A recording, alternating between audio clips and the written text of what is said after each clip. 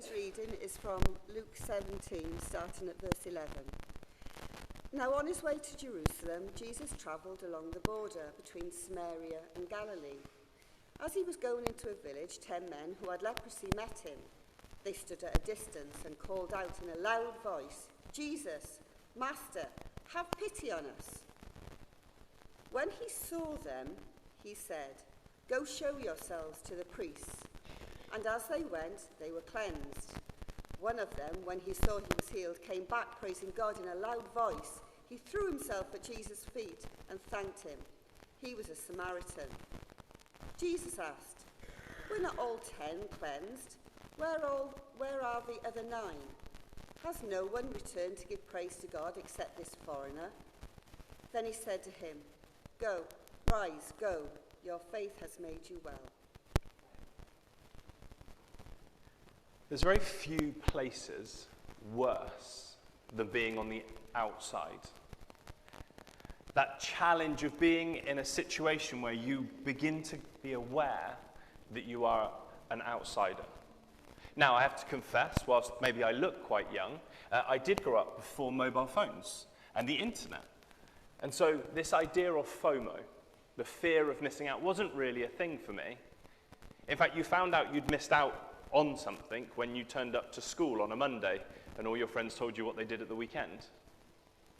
But in this day and age, we are super aware of those moments when we are missing out, when we are on the outside, when we are looking in on others who are part of that in crowd maybe.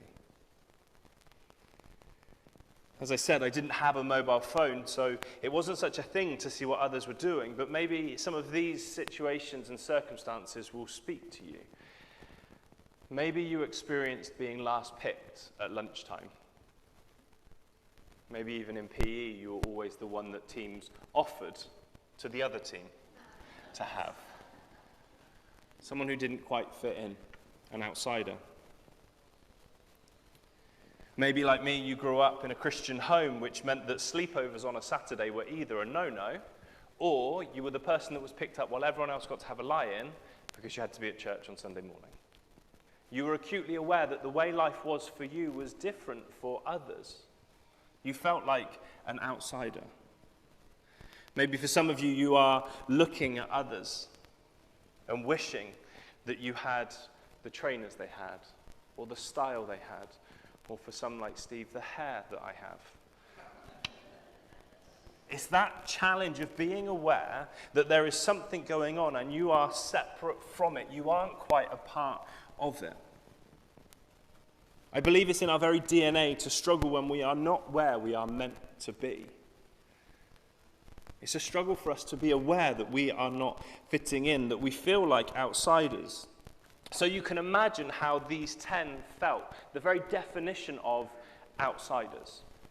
These 10 lepers were the very definition of outsiders. As we heard in the story, they were in a culture whereby their illness meant they had to stay on the outside. They lived their lives looking in on a society that they would have craved to have been a part of. Their illness meant that they would have lived in leper colonies on the outskirts, on the outside of the city. Quite literally, they would be looking at a life that they craved. They would have heard the joy of festivals within the city, and yet they were excluded because of this cruel illness. Outsiders, fringe people, forgotten people. These guys weren't simply last picked. They would never be picked.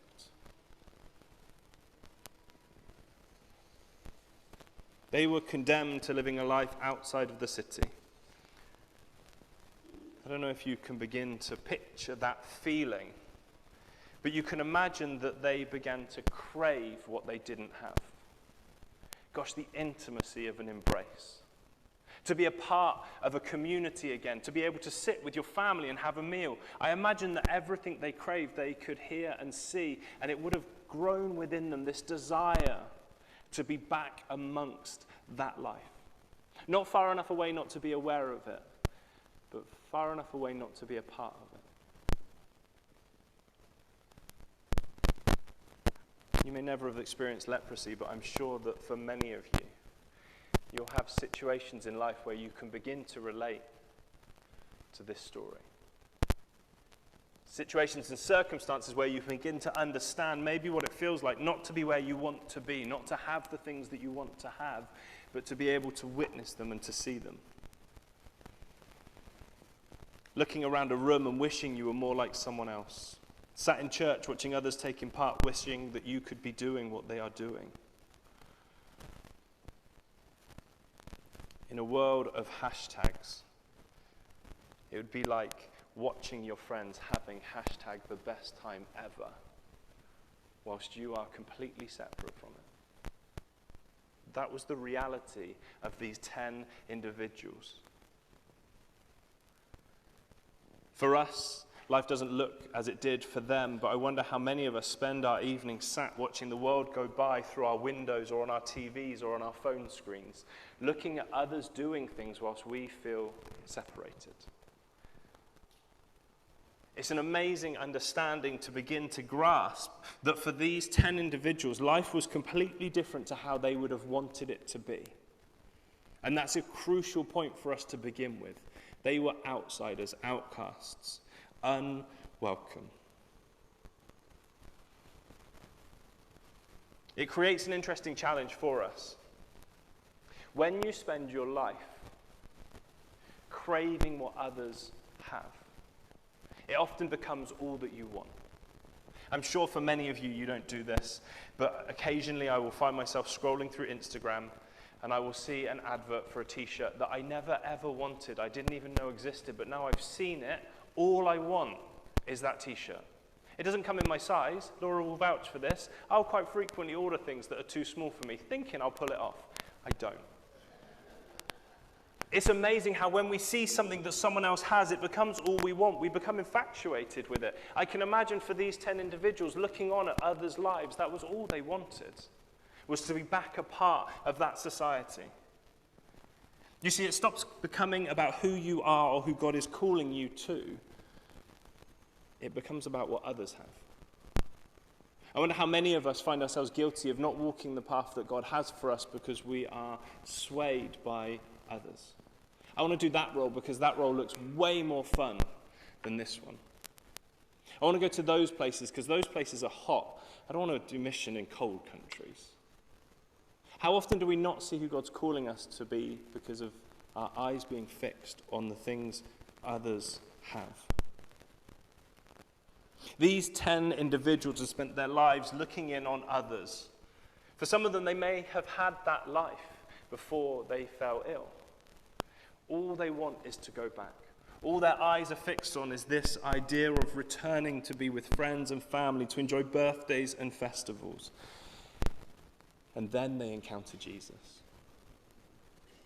And then they encounter Jesus. And as we talked about last week, this encounter will change everything. This encounter for those 10 individuals will change everything. If last week we played with this idea that Zacchaeus made himself vulnerable and visible, and in doing so found value, these guys are the polar opposite. They are the unseen, the invisible, the outcast. So it fascinates me that we begin this encounter with these words, when he saw them. When he saw them. These guys would have spent their lives as outcasts and unseen, overlooked by society. I'm sure for many of us, we can't fully grasp that. But if we were to take ourselves this morning, right now, into the centre of Cardiff and ask some of those individuals who sleep rough, do you feel invisible? They will tell you of the thousands of pairs of legs that pass them by without even a glance. So it is incredible that the first encounter that they have with Jesus begins with him seeing them. I want you to hear that this morning, that each of us is seen by him. Last week we had the ladder and the wonderful spectacle that was, and it was very easy for some of us to go, but I'm not that confident, Tim. I don't want to put myself out there. Hear this morning. These were the invisible, the unseen. And still Jesus responds by seeing them. He saw them. A longing to fit in may have simply become a desire to be seen, and Jesus begins by seeing them. Begins by seeing them, and we have that promise that Jesus sees us too.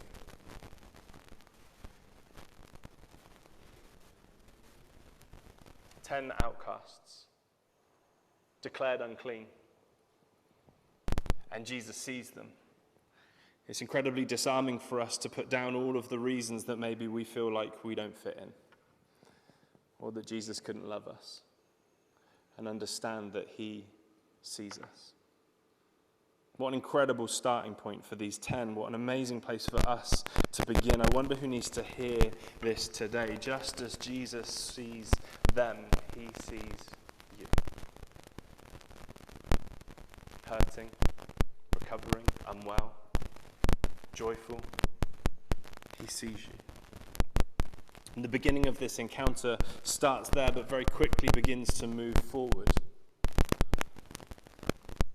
When he saw them, he said, "Go, show yourselves to the priests."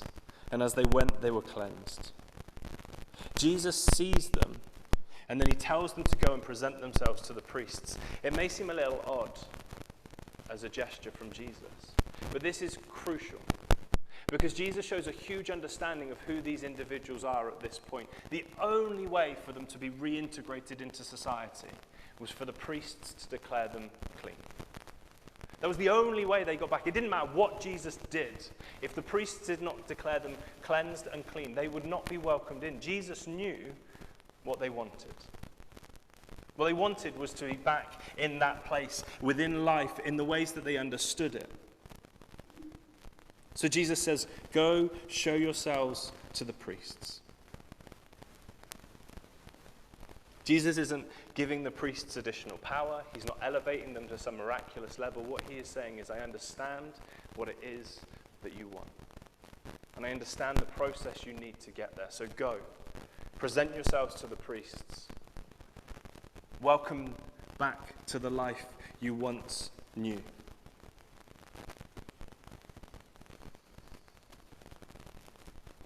But within this is something quite incredible.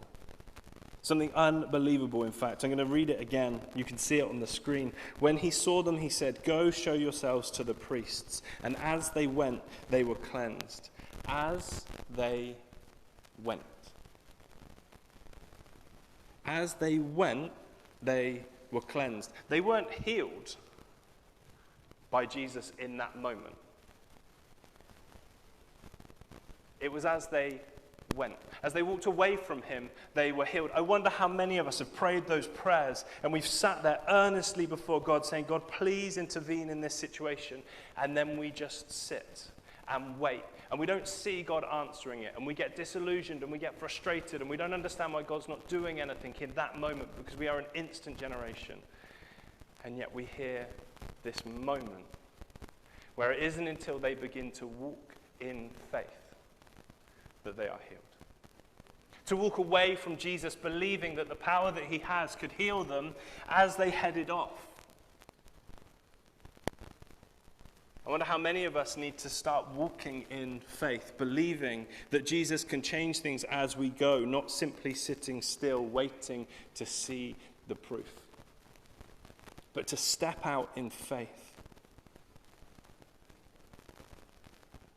As they went, they were cleansed. A condition that had plagued them for their lives, that had kept them as outcasts, was about to leave them if they were to step out in faith. Can you imagine that walk? Can you imagine that walk for these 10 individuals who have been sat on the outside of society, the very definition of outcasts, and as they take those steps towards the priests, broken, torn, damaged skin returns to smoothness? Can you imagine that moment as they look down upon their arms and they wouldn't have recognized themselves? bodies healed, cleansed as they walked. From this point forward, all that was left was for the priests to declare them clean, and they could embrace the life that they so dearly craved. For anyone who has ever felt like you didn't fit in, this is that moment where they acknowledge you. For any of you who are last picked, this is the moment where the new kid in the class is picked very last and you move to one from last. This is the moment where all the things you've ever imagined life might be like come together in one incredible moment. You're noticed. People want to hang out with you. This encounter with Jesus changes everything. It changes everything. Just as we heard last week, that encounter with Jesus prompts Zacchaeus to give back what he had taken. Now we see this encounter with Jesus allowing these men back into a life that they had been unable to access. Zacchaeus' action is to give back what he had taken. For these 10, it is to step out in faith on that path to the priests. I wonder if I were to ask you, what would an encounter with Jesus prompt you to do? What would that encounter with Jesus prompt you to respond with? Different groups of people, same Jesus, different outcomes. Too often we assume everything has to look the same. These 10 don't give all that they've taken and half of everything else back to people. It's not what they're called to. Their challenge is to step out in faith. What is it that is prompted within you as you encounter Jesus? But I'm going to go out on a limb. I'm going to say that everything we've encountered so far within this story isn't all that incredible. I say that with the confidence that we see Jesus being miraculous frequently. Jesus' character hasn't changed at all in this story. This is the Jesus we know, the Jesus we love. So we can conclude that everything that's happened is very much within the structure that we understand of a loving Saviour. But what happens next is fascinating. Jesus can do all the things we've seen. We see that a lot. But all of a sudden, this story moves. It moves from being about Jesus to the heart of an individual that encounters him.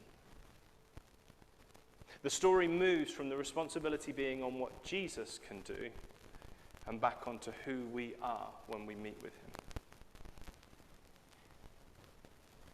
The question is this: what are you doing with that simple fact that Jesus sees you? What are you doing with that truth? 10 lepers come before Jesus asking for healing. 10 lepers leave Jesus to see the priests. 10 lepers are healed. And 10 lepers begin to show their true hearts. 9 lepers go from that moment to be amongst friends and family. 9 lepers run back into the arms of those that they have not been able to touch for years. 9 lepers leave behind Jesus as quickly as they encountered him because something else has caught their attention.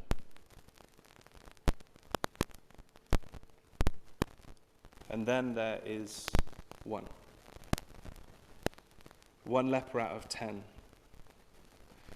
1 leper who returns to Jesus.